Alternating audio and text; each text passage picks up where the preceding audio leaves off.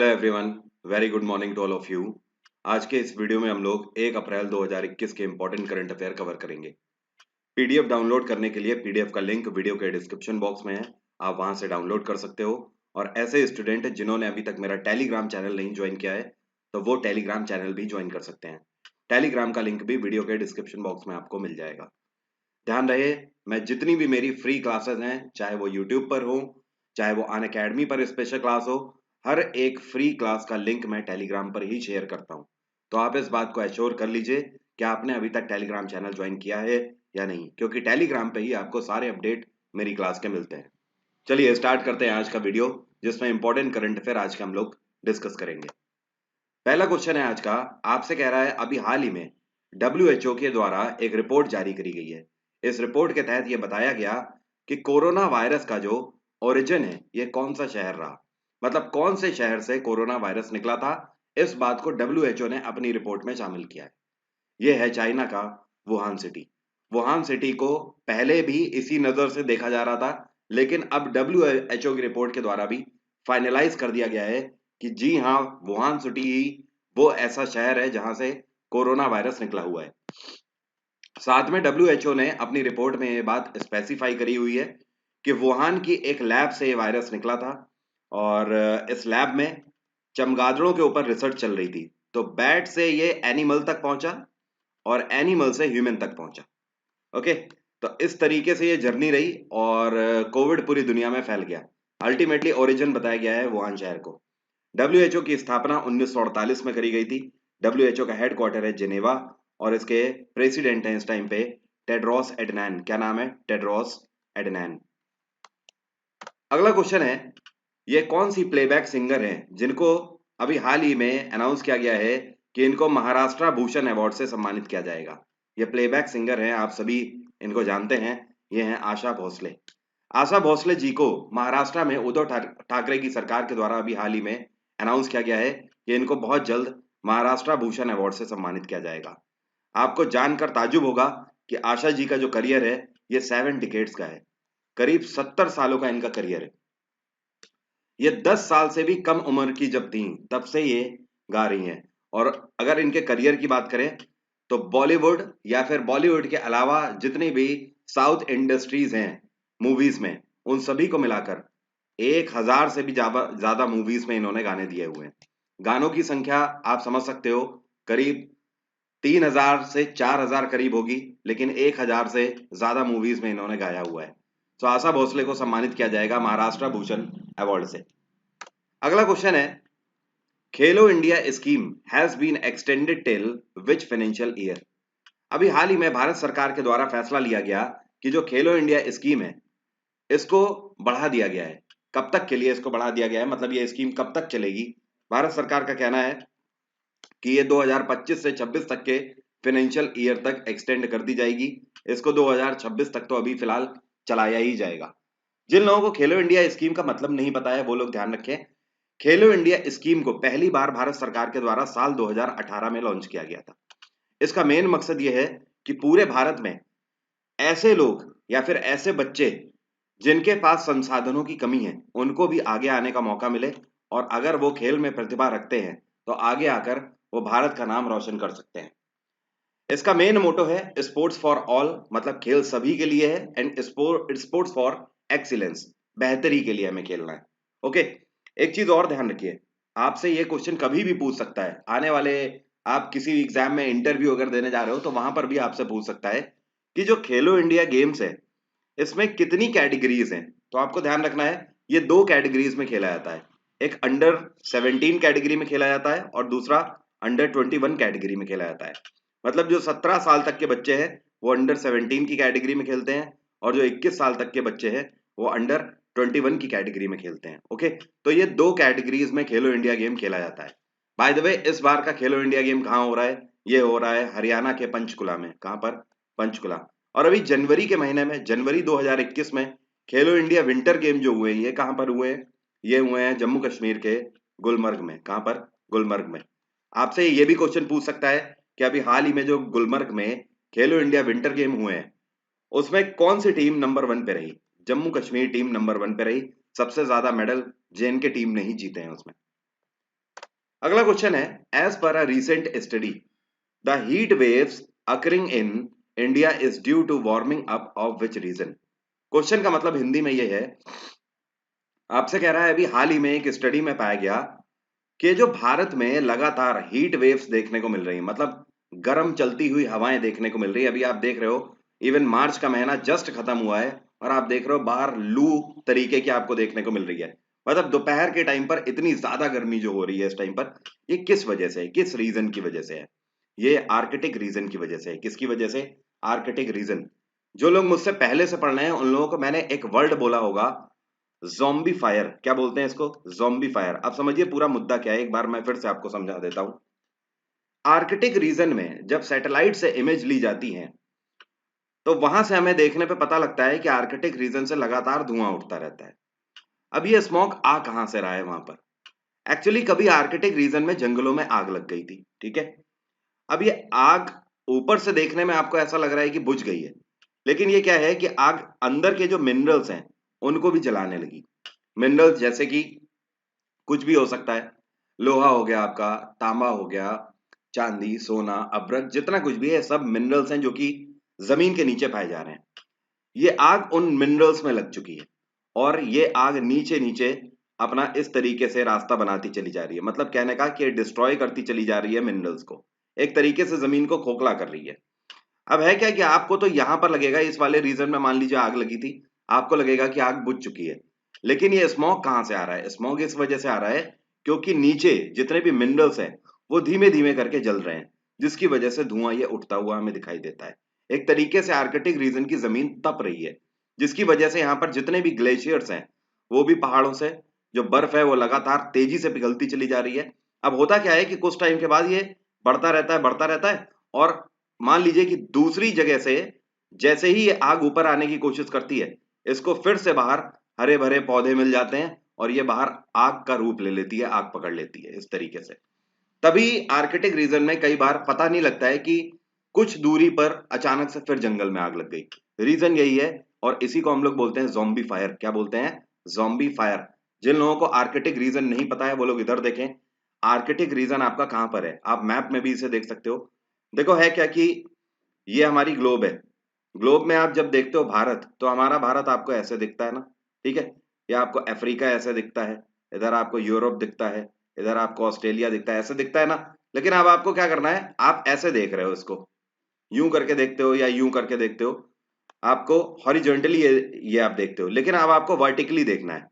Vertically जब आप देखोगे तो this is called north pole और ये कहलाता है साउथ पोल, नीचे वाला। तो अब आपको जब वर्टिकली जब आप देखोगे, मतलब इसी ग्लोब को जब आप ऊपर से देखोगे, यहां से जब आप देखोगे, तो ये आपको दिखेगा ऊपर से देखने पे, ये आपको आर्कटिक ओशन पूरा दिखेगा। And that is also known as Arctic region. इसी को हम लोग आर्कटिक रीजन के नाम से जानते हैं। ये आपका नॉर्थ पोल पे है, जहां पर लगातार बर्फ पिघल रही है। किसकी वजह से? ज़ॉम्बी फायर की वजह से पिघल रही है। बात आ रही है समझ क्या कहने का मतलब है? उम्मीद करता हूं आप सभी लोग समझ रहे होंगे क्या कहने का मतलब है। तो ये जो भारत में लगातार गर्मी बढ़ती चली जा रही है, टाइम से पहले इस बार गर्मी आ गई है, just because of Arctic region. क्योंकि आर्कटिक रीजन में जो ज़ॉम्बी फायर लगी हुई है, इसका पूरा इफेक्ट सीधे आ रहा है नीचे, कहां पर? भारत की तरफ हमें देखने को मिल रहा है। ओके, ये आपका एशिया और इधर की तरफ ये जा रहा है, इधर की तरफ देखने को मिल रहा है। जब आप नीचे जाओगे तो ये आपको यहाँ पर भारत मिल जाएगा। अगला क्वेश्चन है, who has launched tribal TB initiative to achieve TB मुक्त भारत। अभी हाल ही में ये कौन है जिनके द्वारा टीबी मुक्त भारत अभियान को अचीव करने के लिए ट्राइबल टीबी नाम का इनिशिएटिव लॉन्च किया गया? इसको हमारे हेल्थ मिनिस्टर डॉक्टर हर्षवर्धन के द्वारा लॉन्च किया गया। अब ये जो देखो टीबी मुक्त भारत है, इससे आपसे एक ही क्वेश्चन पूछेगा। भारत सरकार का उद्देश्य है कि भारत को टीबी मुक्त बनाना। कब तक भारत सरकार टारगेट लेकर चल रही है? भारत सरकार का टारगेट है 2025 तक का, ठीक है। तो इतना ध्यान रखिएगा। अब ये जो ट्राइबल टीबी इनिशिएटिव है, इसका मेन मकसद ये है कि हमारे जितने भी ट्राइबल एरियाज हैं वहां पर लगातार हमारे ट्राइबल कम्युनिटीज को टीबी के बारे में अवेयरनेस देना है कि टीबी की बीमारी किस तरीके से फैलती है, उससे आप किस तरीके से बच सकते हो, अगर किसी को टीबी हुआ है तो आपको क्या क्या एहतियात बरतने हैं। ये सारी चीजें इस अभियान के तहत ट्राइबल एरियाज में बताए जाएंगे। अगला क्वेश्चन है, आपसे कह रहा है ये कौन सा ऐसा राज्य भारत का पहला ऐसा राज्य बन गया है जहां पर 2 ग्रीन एनर्जी एफिशिएंट टाउन स्थापित किए जा रहे हैं। यह है बिहार। बिहार में नीतीश कुमार की सरकार है और बिहार सरकार के द्वारा फैसला लिया गया है कि बहुत जल्द 2 ग्रीन एनर्जी एफिशिएंट टाउन की स्थापना करेंगे। ग्रीन एनर्जी एफिशिएंट टाउन होते क्या है? मतलब एक ऐसा टाउन जहां पर सिर्फ और सिर्फ सोलर एनर्जी का यूज किया जाएगा बिजली के लिए, और साथ में ध्यान रखिएगा, या फिर पवन चक्कियों का यूज किया जाएगा। पवन चक्की मतलब समझते हैं ना, इस तरीके से पोल पे खड़ी होती है, ऊपर फैन लगा होता है जो कि हवा के रुख से चलता है और ये बिजली उत्पादन करने के लिए काम में लाया जाता है। तो सोलर एनर्जी का यूज करेंगे या फिर पवन चक्कियों का यूज करेंगे और इन दोनों से ही केवल बिजली बनाई जाएगी और 2 ग्रीन एनर्जी एफिशिएंट टाउन की स्थापना करी जाएगी बिहार में। अब एक सवाल यहां से और बनता है, बिहार सरकार ऐसे कौन से 2 शहर हैं जिनको ग्रीन एनर्जी एफिशिएंट टाउन में तब्दील कर रही है? पहला है आपका राजगीर और दूसरा है बोधगया। दोनों आपको भूलने नहीं है, ध्यान रखिएगा, बोधगया और राजगीर। इन दोनों गांवों को बहुत जल्द, या आप बोल सकते हो इन दोनों डिस्ट्रिक्ट को बहुत जल्द ग्रीन एनर्जी एफिशिएंट टाउन के रूप में तब्दील किया जाएगा। ये कब तक चालू हो जाना चाहिए? ये 2023 तक इसकी शुरुआत बिहार सरकार कर देगी। और बाय द वे, ये जो प्लांट सेटअप किए जा रहे हैं ये solar energy corporation of India के द्वारा सेटअप किए जा रहे हैं। और solar energy corporation of India का हेडक्वार्टर क्या है? एसईसीआई का हेडक्वार्टर है नई दिल्ली और इसके मैनेजिंग डायरेक्टर हैं इस टाइम पे जतींद्र नाथ स्वाइन। क्या नाम है? जतींद्र नाथ स्वाइन। बिहार में नीतीश कुमार की सरकार है, यहाँ पे गवर्नर है फागू चौहान। झारखंड में हेमंत सोरेन की सरकार है, गवर्नर है यहाँ पर द्रौपदी मुर्मू।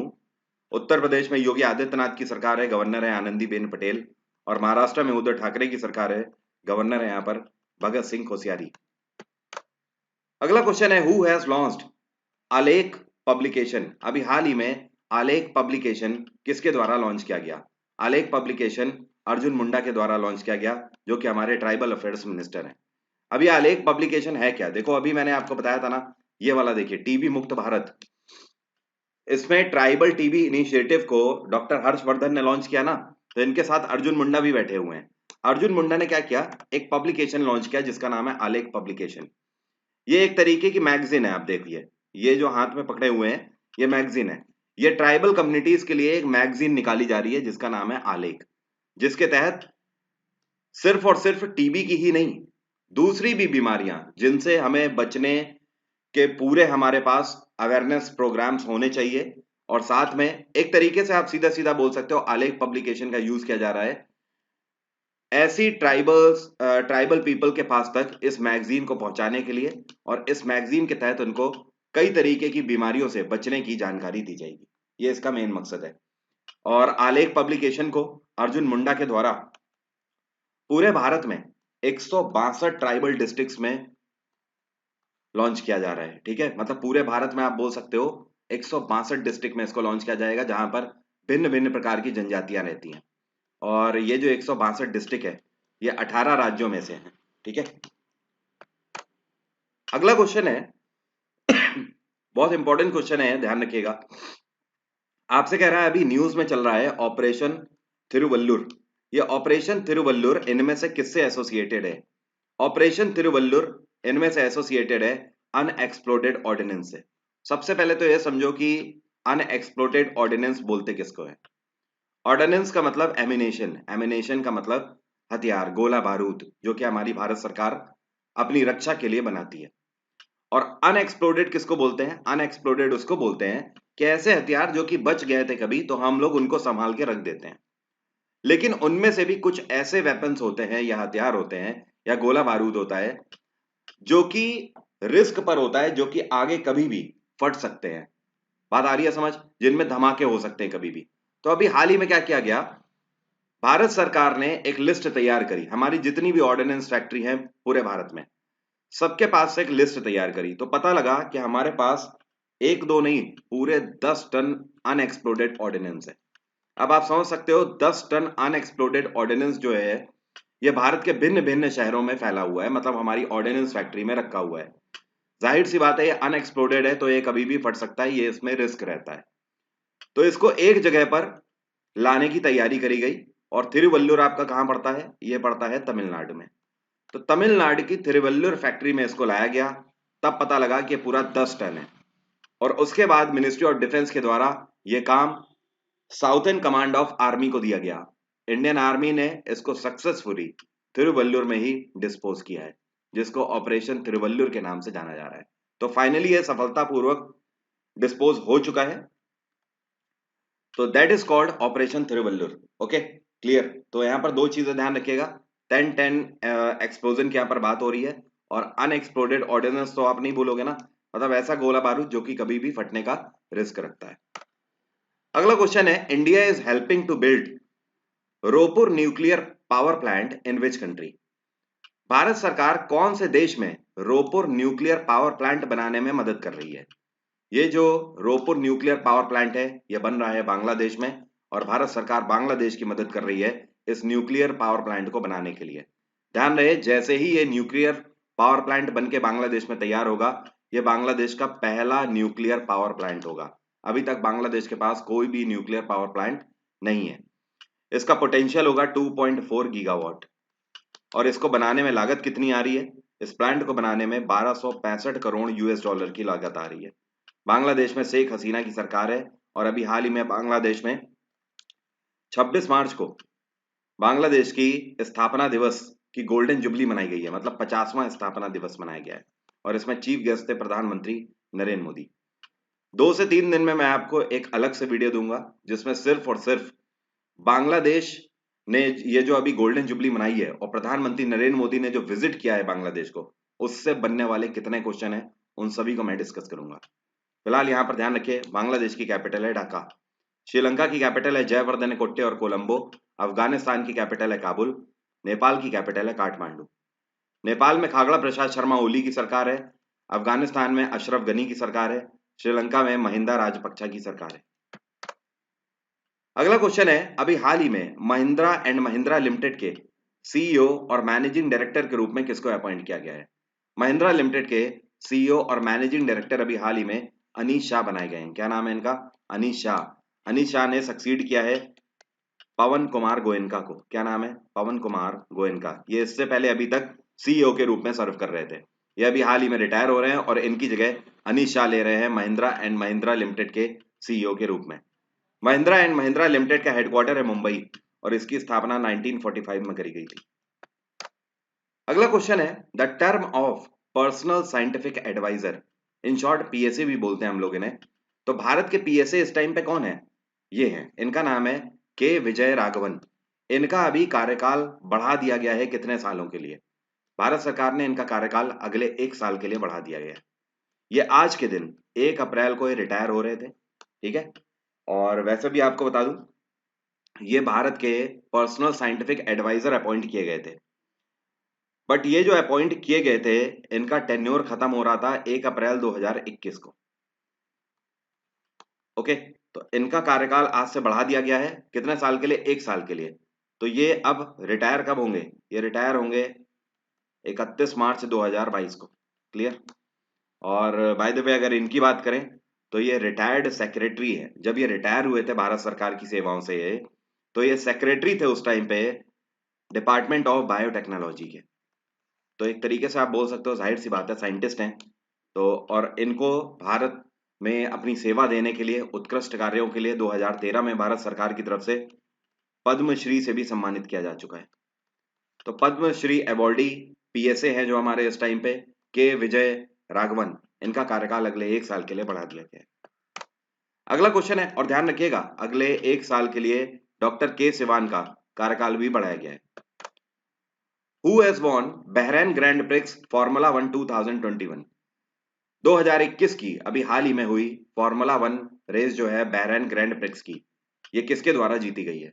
बहरैन ग्रैंड प्रिक्स 2021 का लुइस हैमिल्टन ने जीता है। लुइस हैमिल्टन कहाँ के खिलाड़ी हैं?